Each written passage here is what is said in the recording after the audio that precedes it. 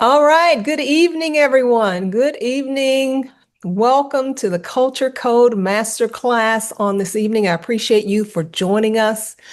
Get ready for a good time. Relax. I need you to get your pen and paper to take notes. And I also need you to be ready to contribute to the chat box there. I need to hear back from you. Uh, I'll be I'll be asking for chat participation through, well, at various intervals of the presentation. So I welcome you here. I am PeriSean Hall, and I am the CEO and founder of the Culture Code, and have been given a wonderful assignment. So I'm a sent one, I like to say. So it's actually a framework for healing organizational culture. And I'm going to talk about that and what that looks like. And I always like to emphasize that culture begins with me. So you can say that for yourself as well. Culture begins with us because each of us we have an opportunity. We have an opportunity to change the culture wherever we are, individually, emotionally, perspective wise, organizationally, no matter your role, no matter your assignment, we all are here to affect change in some way. And this model is designed to go against the status quo. That saying where we've always done things like this. Well, in a growing culture, in a healthy culture, you can't stay the same. Things that stay the same and don't change, they die. So we're all about growing and cultivating a healthy culture for us as individuals, in relationships. So let's get ready to get into it. But I thank you for being here. This is, again, going to be talking about how to diagnose, design, and deliver a healthy culture without losing yourself. So welcome aboard. Get your hats on, pens ready, paper out. We're going to take a ride here. All right. So this is a look at what you're going to learn today. We're going to talk about why workplace culture feels stuck and toxic. And I'm sure many of you, if you can raise your hand, we've had that experience where we've been in cultures where we feel, and we may be there now, where we feel stuck. There's nothing moving. There's nothing changing. Sometimes you may feel like you're just uh, literally just dying in a culture. And so we don't want that to happen. That's why I'm presenting a prescription. We have, a design, but these designs are based on formulas, and I'm kind of scientific. And I wanted to go the formula route in diagnosing the problem and providing a prescription for the culture. And I'm honored to be able to do so. So, again, why workplace culture feels stuck and toxic, and we know what toxic is all about. We'll talk about that. We're also going to talk about how to diagnose and design and deliver a healthy culture, because that's really the ultimate goal. That's what we want to do, is to present a healthy culture. A healthy people makes a healthy culture. So that's what we want to do. And we're going to talk about why boundaries are the secret weapon. Boundaries, to clarify, we're talking about protective measures. We're not talking about a wall, anything that's impenetrable. Boundaries are penetrable at times based on the. Can you go back to the other slide? Okay. Oh, so boundaries can be penetrable because they're flexible. You establish boundaries, but they may change, they may grow.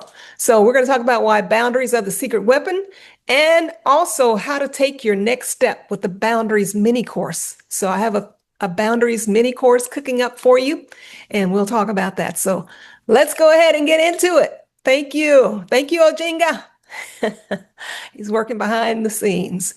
Okay, here's a little bit about me. I'll say a little more. I look at myself as a culture healer, culture strategist, leadership strategist, a truth teller. I am one that has to tell the truth. It's just the truth lives in me, so I have to express it. And I'm also about helping leaders create environments where people and teams can thrive. And I believe in every environment, everyone is a leader. You may not have a high title. You may be, in a different position, maybe even a lower position on the org chart, but everybody is essentially a leader. And so I've been in workforce development, a combination of wonderful careers that I've enjoyed. This is the culmination of over 20 years, so and counting. I've been a facilitator for staff trainings, for customer service, which is really my passion because everything we do is about service. So that's been in workforce development where I've conducted training events and training staff, and also in communications. I've been in broadcasting and live event production. So how many of you know that each of those workplaces is a culture? So I've learned a lot, grown a lot, had to endure a lot. You have to be able to fight to survive. And then, once you can fight, that will help us thrive. Fight with what's right.